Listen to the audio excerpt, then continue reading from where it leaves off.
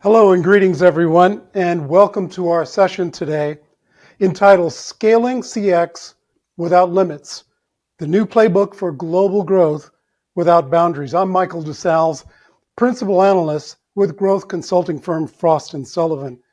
Today, I'll be both your host and moderator, and I can tell you, this is not going to be your typical webinar. This is a strategic conversation between innovators who are building the what's next in customer experience. And our discussion promises to be packed with practical insights and real-world stories about how AI is reshaping customer experience, both for the customers being served and the people doing the work behind the scenes. I've got two distinguished guests joining me for our session today. The first is Sharath Keshava. Sharath is the co-founder and CEO at Sonus, along with Brian Johnson. Brian is the CEO of Transcom, and thank you both for joining. I'm delighted to have you both carve out some time to share your perspectives with us.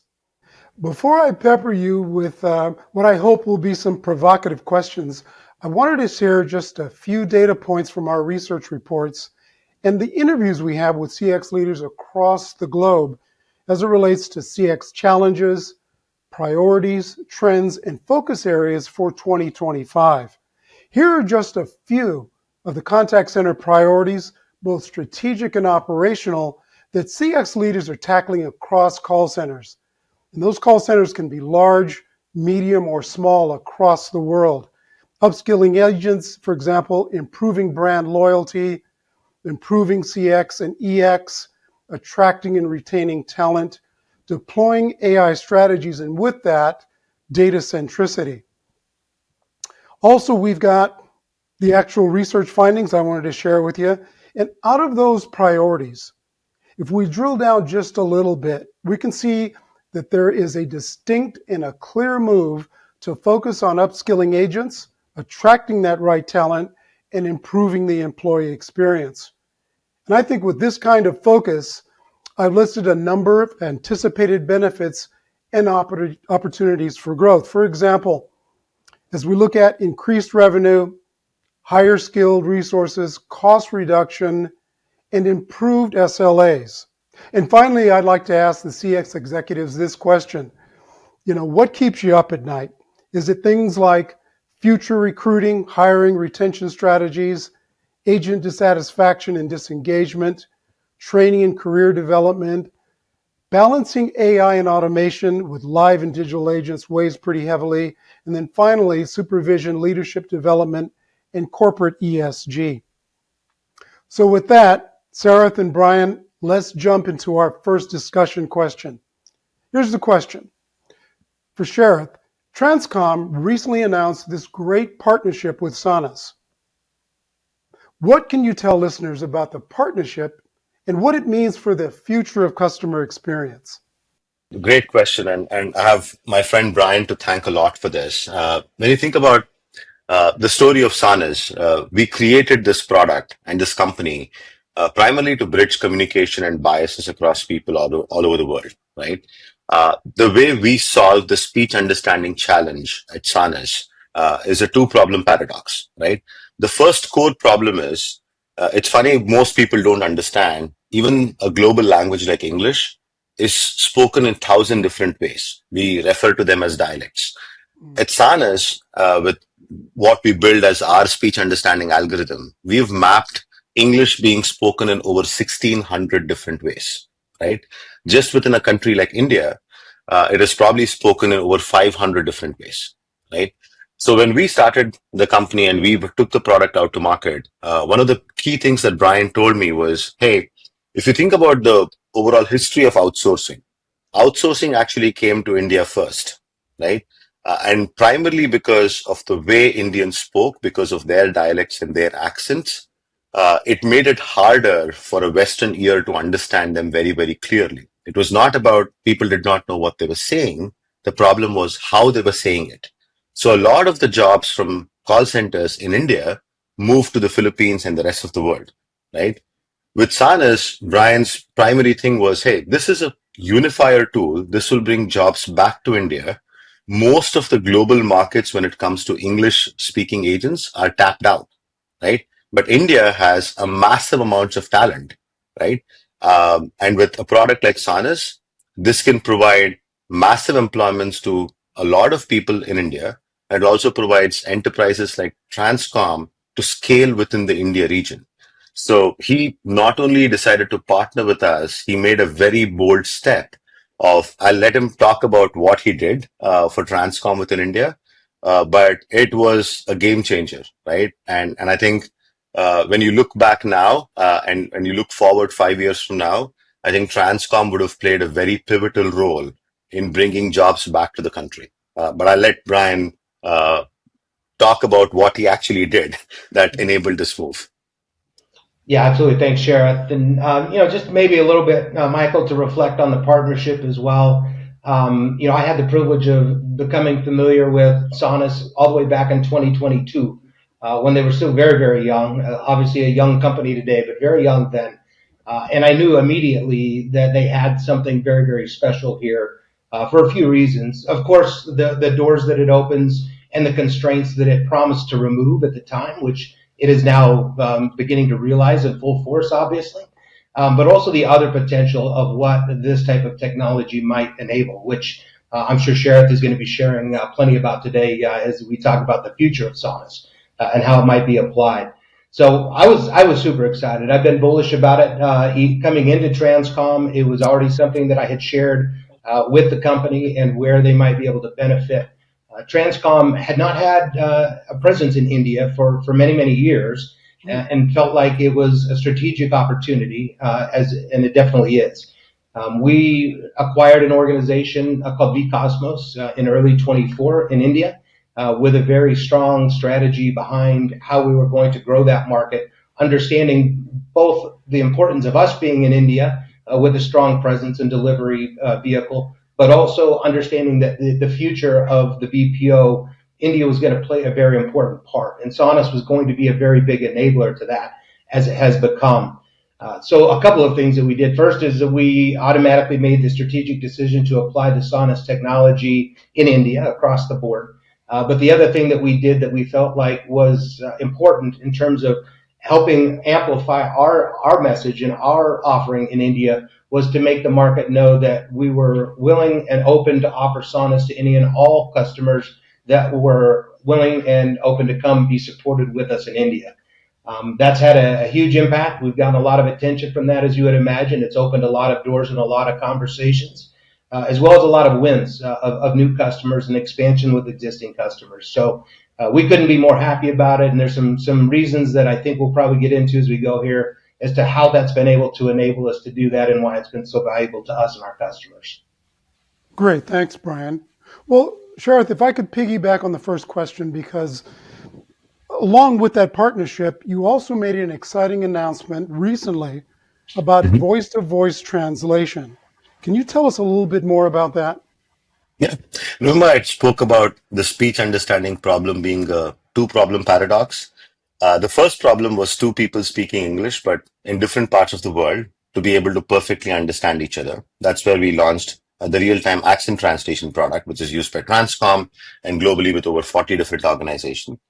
The second part of the problem is I'm from India. My co-founder is from China. I wanted a scenario where I could speak in Hindi and Sean could speak in Mandarin and we could perfectly understand each other as well. Right. So with that, we started ideating on this whole concept of being able to translate language in real time. Right. The thing with languages is, unlike English, English is a very structured, standardized language, and it's a global language used by almost 70% of the people in the world, right? But when you think about other languages, it could be Hindi, it could be Mandarin, it could be Japanese. The construction of those languages are very different and very unique to each other, right? So being able to do this real time or even near real time was almost a pipe dream, right? So we started working on this use case about 24 months ago, right? About 6, 7 months ago, we found that initial breakthrough. We shared it with Brian and a bunch of other key partners. And then in last week in CCW, we actually announced the launch of the product. Today, Sanas can translate in real time in 3 languages. starting with Spanish, French, and Japanese, which people consider as one of the hardest languages to translate in real time. We are starting with those three. They become available from August 1 to the overall broader market. Obviously, Transcom, being a very key strategic partner, will be one of the first few to test it out and give us feedback. And by the end of the year, we plan to expand this to about 10 languages, go to all the Romance languages, and then go to some of the harder languages with Japanese and Mandarin. And that's the overall goal. Here is a quick short video, Michael, and also Brian, for you to take a look. We launched it in CCW last week. We're excited to bring this to the world. Okay, great. Let's take a listen. Hi Sarah, I'm Mark. It's so nice to Hola finally Sara, meet you. soy Mark, I've heard un a lot placer about your conocerte team por fin. and how amazing He your oído office mucho de is. tu equipo Thanks y for su jumping on the increíble call so oficina. we can Gracias kick por off this unirte a la fabulous llamada product. para iniciar este proyecto del panel de control. Hola, Mark. Igualmente. Hi, Mark. También hemos Likewise, escuchado we've cosas also heard buenas de good ti. things about you. ¿Qué tal todo por allá en las How is montañas everything over there in the rocosas? Rocky Mountains? Well, we had a lot of late snow. Tuvimos mucha nieve tardía, muchas estaciones de esquí todavía están abiertas. Cuando terminemos este proyecto, deberías traer a tu equipo para esquiar en primavera.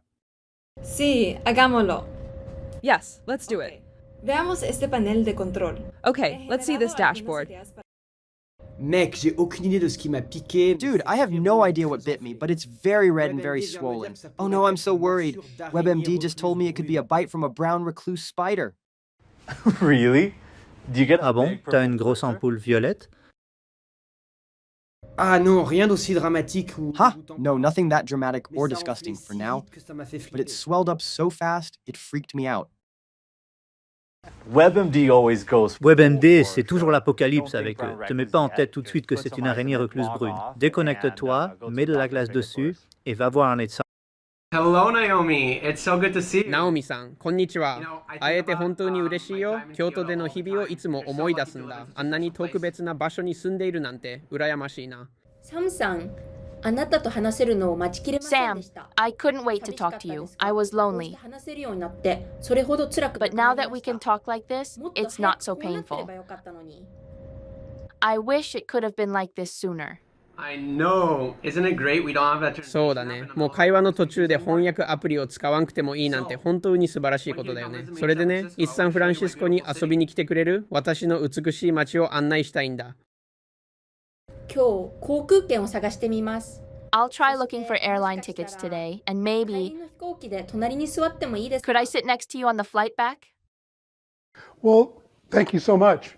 So, Sharath and Brian, this is a question for both of you. Can you tell our listeners today, kind of based on that video, why voice-to-voice translation is so critical in the business?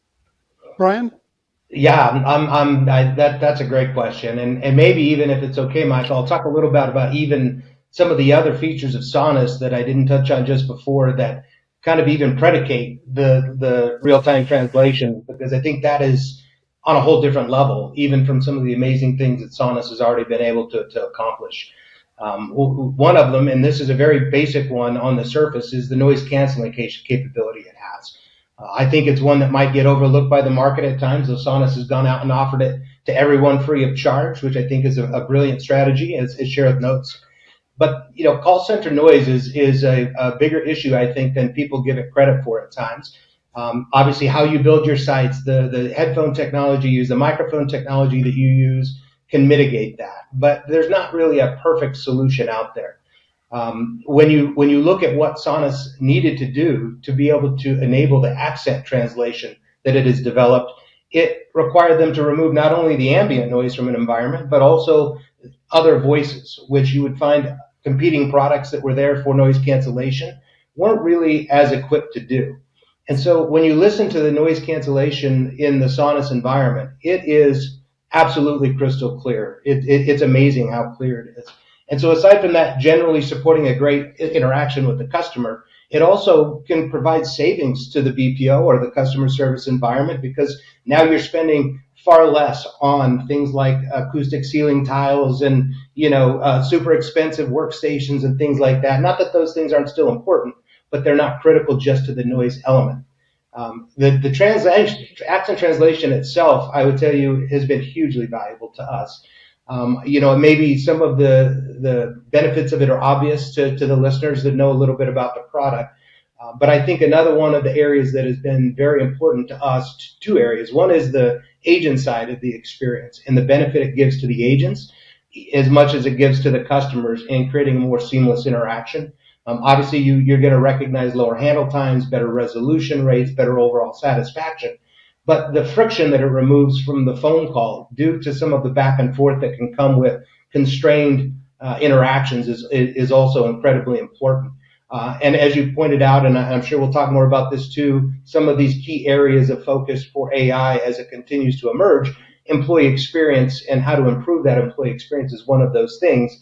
And certainly Sonus has proven that it is a pretty important tool, a capable tool in that. The other thing that we really like about Sonus at Transcom, and one of the things that I would say about any AI that's unique in my mind to Sonus, and maybe you could find a few other technologies out there that can say something like this, but you'd be hard pressed.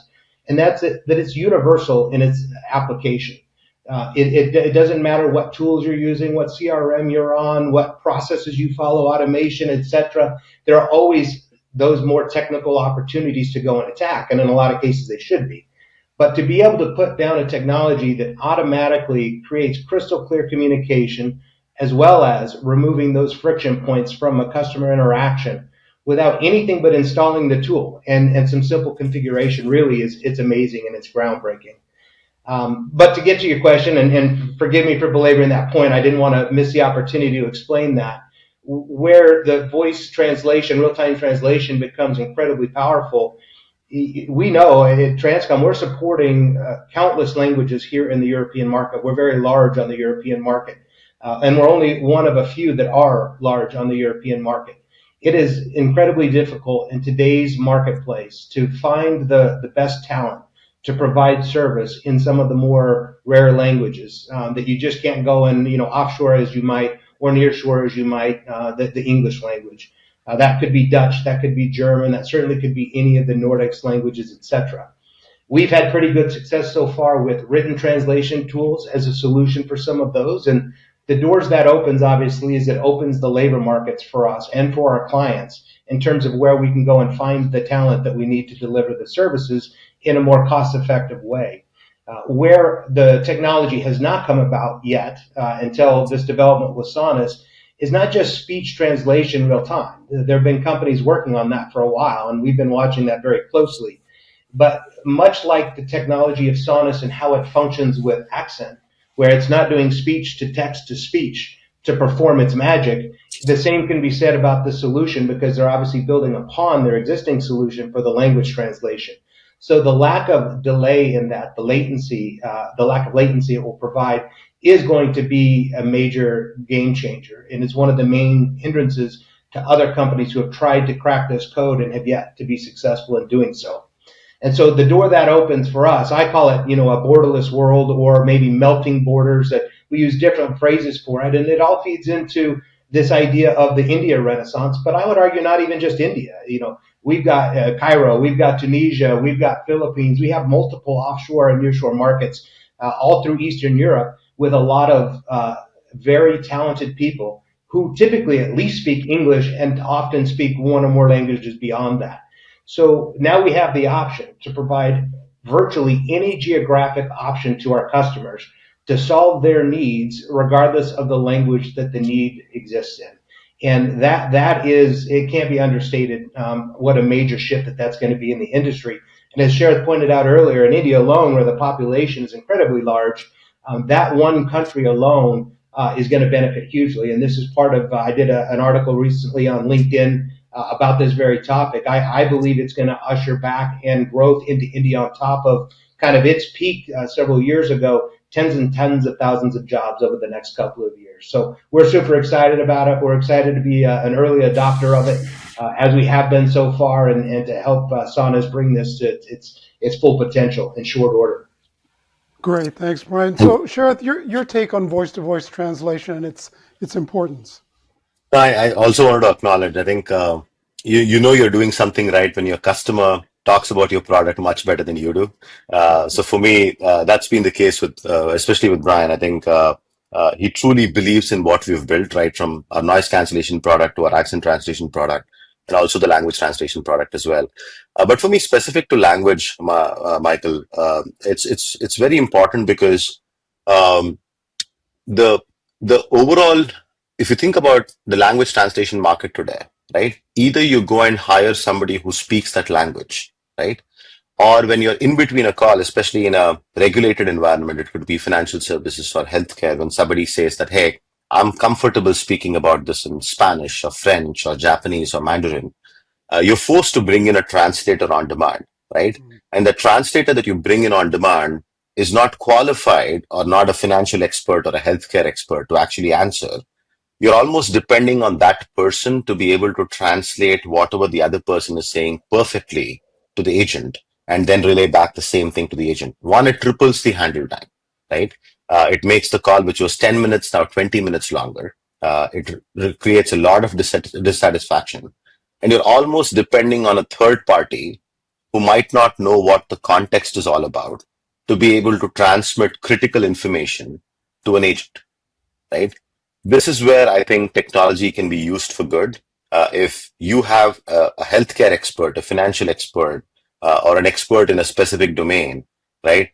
With a switch of a button, be able to talk in multiple languages, knowing very clearly that whatever he or she said will be represented or translated exactly the way it should be, and in real time. It just opens up, as Brian said, a completely borderless world, right? And that's why when we started building translation, we could have announced a launch of this product a year ago, right? 1 month ago, Google launched the language translation on Google Hangouts, right? But for them, they targeted the B2C market. It's about 75% accurate. They don't care because they're solving a larger B2C challenge, right? When you think about business to business and the businesses we do with Transcom and a lot of other large partners, they work in highly regulated, compliant industries. They can't afford a 75% accurate solution, right? The reason we took longer was our product is 95% accurate off the gate. And our goal is to make it 98 or 99% accurate, right? So this, I think, as Brian alluded, I think imagine a person sitting in India being able to speak 10 different languages. What a beautiful possibility that would be, right? And for me, most importantly, it was more than India or Philippines or any other geography. It was the subject matter expert should be able to speak in multiple languages without depending on a third party to interpret that language, because then you're leaving open misinterpretation, discrimination, and bias. And we wanted to eliminate all three with this product. I'm very glad the way we've launched it. Obviously, the proof is in the pudding. Accent translation went through its own learning curve for the last 3 years. And we had great partners like Brian who supported us and were very patient with us. I'm sure language translation will go through its own learning curve, hopefully much shorter. But I think with accent and language, we truly feel we've democratized speech globally, and feel very grateful for the opportunity we have so far. Wonderful. Well, Sharath, you mentioned technology in the contact center or in CX management. We're seeing a major acceleration in AI deployments like Sonus across contact centers globally. In your view, both of you, what's driving this urgency? I can take a quick stand on this from a pure technology lens. I think there are multiple waves that have come through in the whole technology era, from the 2000s to the chatbot revolution to machine learning revolution to now the AI revolution, right? So there's multiple waves that has come in. Until OpenAI came up with ChatGPT, right? This revolution was not tangible. It was not in people's hands, right? It was not a billion people trying to use the product, right? In the last 12 months, AI feels like a very tangible thing, right? It's there for real. It will bring in a lot of efficiency. It won't replace humans as people may claim. I had a challenge with one of the investors 12 months ago when he said call center as an industry won't exist 12 months later. But I think if you've read the recent Gartner report and a bunch of other analyst reports, people are only hiring more people today than they were hiring last year. And people are putting a lot more emphasis on human to human communication. So my thought process, and I'm sure Brian will allude to this, is we think AI will make humans a lot more better and it'll make them a lot more effective. But there is this whole mind share about AI making things more efficient. So from every board of every company to every CEO of every company, they're asking their teams that, hey, what can we leverage AI for, right? Which is why there is a lot of mind share and everybody wants to do something with AI. And one of the big reasons why I see Stanis a year ago was on 30,000 agents globally. Today we are on 500,000 agents globally. The reason why there is that hockey stick curve is when they're looking at implementing AI solutions, they're thinking about, okay, what can I implement that will not A, break my bank, and B, which is very predictable and easy to implement and at least showcase some value, right? I think that's where Sanas has been helpful for people where, hey, this is a product which is easy to implement, has very clear, tangible value, right? That I can go back and report to my management and brings in massive levels of efficiency to me, right? So you will see products like Sanas in the whole AI spectrum, which is more augmenting humans to be better versions of themselves than actually replacing them, will be the biggest benefactors of this whole AI narrative being driven, right? Because I always try to remind people that, hey, we created AI to help us be better, not to take us away, right? So, and I'm sure interesting to hear Brian's perspective, but that's what I think as a technologist, that, hey, there will be a lot more of AI adoption across enterprises and across teams. I think what people need to figure out when they're building an AI technology is, hey, make something which is easy to implement. It could be the hardest thing to build, but for an end customer, make it very easy for them to implement. Make sure that they can see the ROI very, very quickly, and see it should be something that is making a work of a human even more better and even more effective. As long as you can focus on these three things, you will see the continued surge of AI technologies, which will make CX a very delightful experience. Indeed. Well, Brian, you mentioned your blog. I read it. And in that blog, you emphasized that the future of CX lies in enhancing, not replacing the human touch. So my question for you is, what does that actually look like on the ground? How are you putting that into practice? Yeah, well, I think the easy one to point to, and obviously the article was in the context of Sonus. We've covered pretty well how Sonus is a big part of being able to do that, and it touches on some of what Sharath is talking about in terms of it being elegant, it being simple, and it being something that can have a widespread impact very quickly, which I don't think can be said about many of the emerging technologies today. Most of them, categorically speaking, are they're cool. I mean, they are.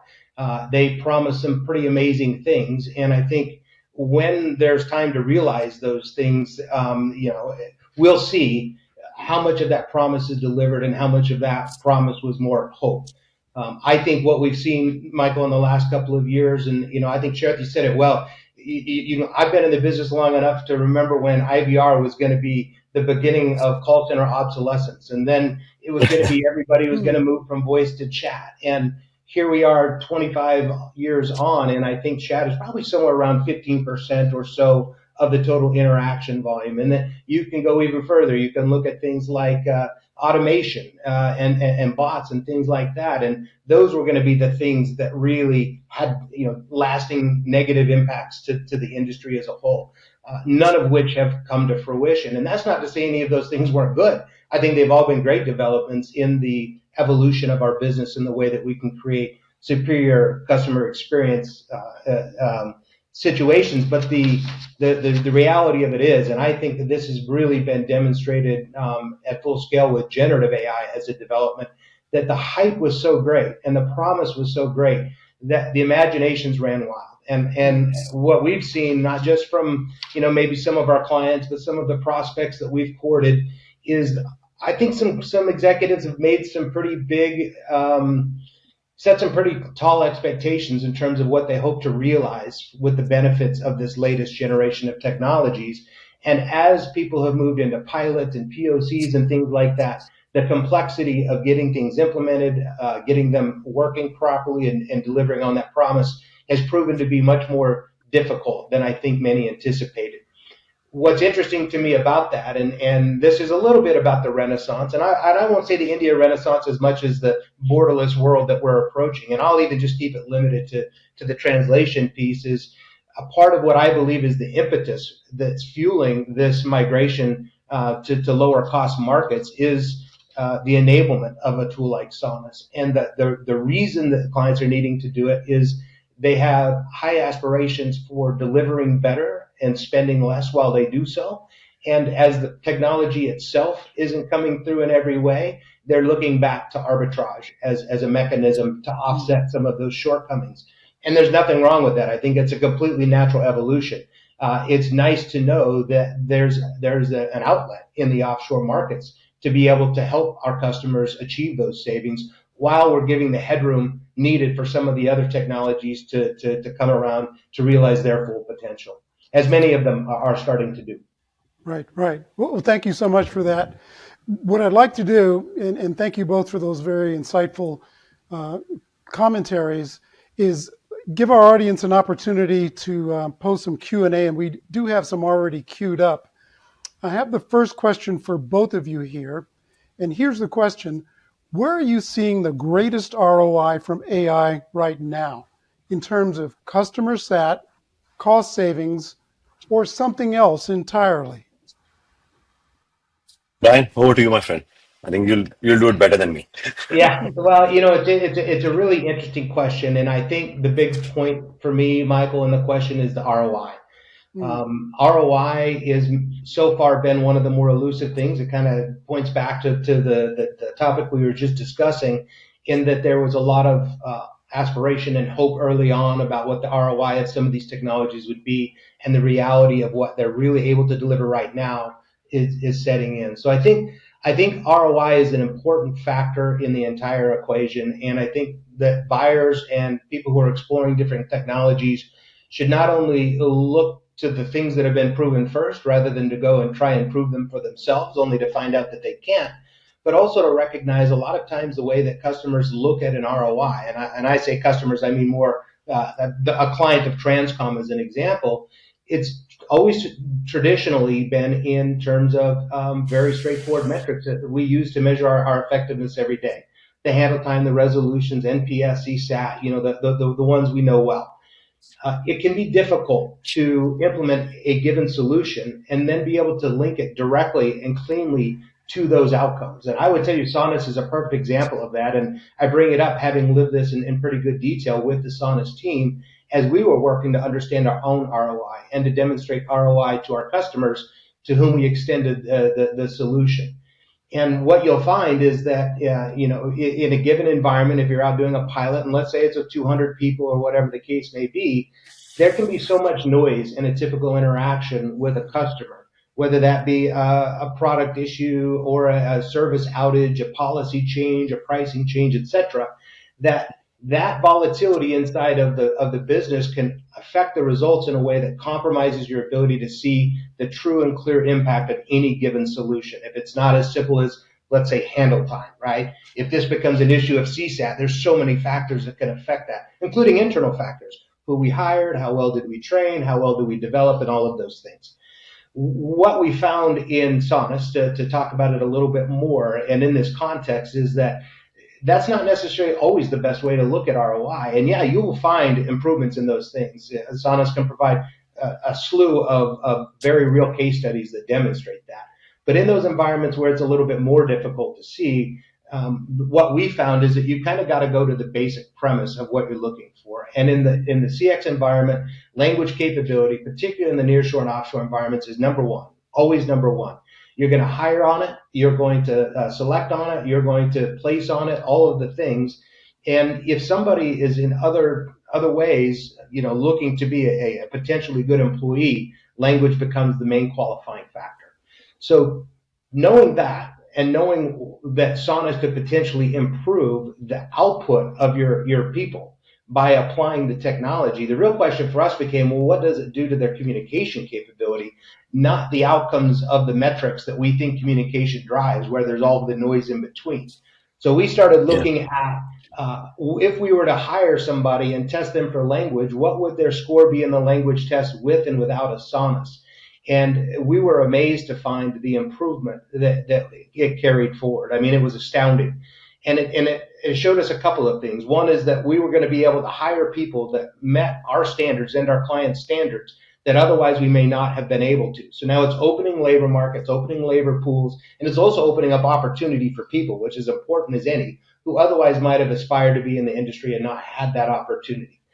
The other thing that it did is even for people who were already qualified with their language capabilities, it improved their score just the same. So people who on the CEFR grading scale might have been near native were scoring somewhere between near native and native, if not all the way to native. And we thought, geez, we wonder what's driving that. Is it just the removal of accent and it's kind of fooling the test because it's that one score element's making it better? And we found, no, it's not the case. The theory that we had, and we proved this through pilot, is it's the accent itself which is convoluting the test's ability to give an effective grade on the other areas, whether it's vocab or sentence mastery or fluency and things like that. So removing the accent allows a more fair grade, and a more fair grade is going to allow these people to pass. The movement in things like pronunciation were profound, but the movement in the other scoring categories was also profound. And that's what we expected to see. So all coming back to the ROI, I think people really need to look at a second and a third layer deep in what they're trying to achieve and what the technology is enabling, and not always just be focused on a simple CSAT or FCR metric as an example. Very good. Well, we've got time for just two more questions. Brian, this is one for you also, is what one piece of advice, says the question here, would you give to a company that's just kind of starting their digital transformation, their AI journey in CX? Yeah, well, I guess if I only have one, and I'm not very good at saying anything with just one on a list, Michael, but I'll do my best to agree. The first thing I would say is if they're just starting now, they're probably a couple years too late at least. But I jest. I think having gone through this over the last 3 or 4 years, as things have really taken off in pace with the development of the technologies on the market, there have been a lot of companies really struggling to understand where to start. Where do I start and why do I start there? You can't really build a strategy around an outcome that you haven't defined for yourself. And I think a lot of companies were trying to do that. And so we kind of flipped the script on that a little bit and looked at it more from what are the biggest problems that we're trying to solve for our clients and their customers, and what solutions exist today that appear to be the simplest, most prone to be impactful, and most likely to be successful on the ROI front. And we have focused on those. So I think not trying to do everything is one big piece of advice.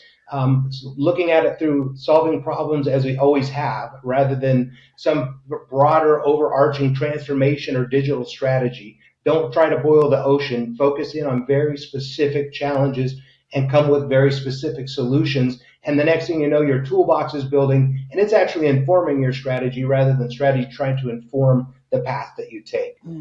And so that's been my experience, and I think that would probably be the number one thing that I would share. So Sharath, how about your thoughts on companies just starting their digital transformation and AI journey? I think I would allude to what Brian said. I really hope most of them have started their journey, otherwise they're too late. But I think when I think about companies who are actually doing it right, I see them focusing on one or two areas, right?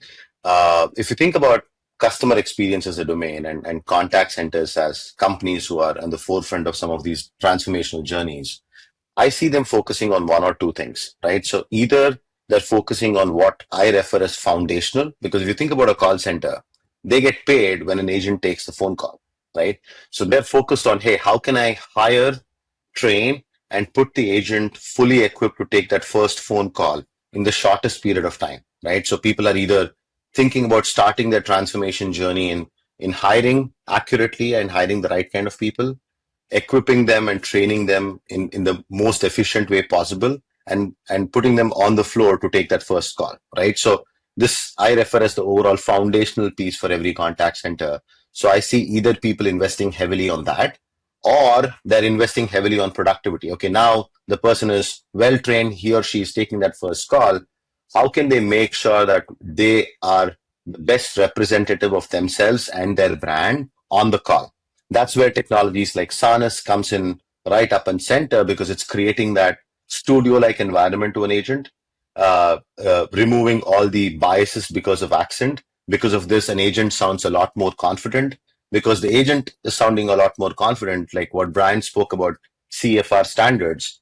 With Brian and team, we've actually statistically proven in when it comes to CFR as a English language proficiency standard, Sanas will at least level up an agent by a proficiency level of 1, and in many cases by a level of 2, right? And we've proven this with Transcom across a large set of use cases. And that's where I see people are investing more and more on, right? So that's where I'm thinking how people are approaching this transformational journey. But what I would recommend to companies is pick one which is very tangible, get on that journey, prove it for yourselves, think about what you want to measure, don't get confused with the noise, achieve it, then go to the next, and then keep going on from there. Great. So Sharath, this last question is for you. What are your long-term goals for Sanas? Again, long-term for a startup seems very different from a timeline standpoint. For me, this 3-year journey has already been very long. But when I look back as to why we created Sanas, right? So the simple philosophy was to create a world where people can understand and be understood very, very effectively and efficiently, right? So we created this whole domain of a speech understanding spectrum where we said that, hey, we'll do everything that can eliminate biases and whatever we can do to technology for two people to understand each other, we'll do it. Right? Started with noise cancellation, built accent translation, now building language translation. But when I think about the future of Sanas, now we see as a company we understand speech at such a fundamental level. We wanted to truly democratize speech, so we want to start opening up our platforms so that companies like Transcom and many other enterprises could use the Sanas platform because we understand speech very clearly to better their overall transcription accuracies, right? So most contact centers use speech analytics, right? But if Sanas can give you the perfect quality audio, your speech analytics will give you a lot better inputs, right? And this is just one of the scenarios I'm talking about, right? You can use the same product to detect a synthetic call versus a human call, right? That'll help you eliminate fraud, right? So the more and more I keep thinking about Sanas, that we'll start moving now from just a pure play speech understanding suite of products to a speech intelligence suite of products, right? So that's the transition that I see. And I truly mean it when I say I democratize speech, that we offered noise cancellation at no cost for the whole industry because we felt it was a fundamental human right to work in a noise-free environment. I think when we start opening up the speech platform and companies start using it for various of these use cases, I think we can achieve a lot more with Sanas. So I'm very excited about the future that we have to offer and very, very grateful and thankful to partners like Brian and Transcom. Wonderful. Well, we've run out of time, and Brian and Sharath, thank you so much for those insights. I learned a great deal. I just wanted to share with the audience a couple of analyst takeaways. For me, I learned that the future of CX, and I think you might agree with this, lies in blending human empathy with AI, not choosing one over the other, because we think that here at Frost & Sullivan, that strategic partnerships like Transcom and Sanas really kind of represent the future of scalable and intelligent CX, where we're looking at AI redefining where and how customer service is delivered, and it's going to unlock new potential across the globe. So thank you all so much, and thank you, our audience, for tuning in today. Thank you for the discussion, Michael. Thank you, Sharath.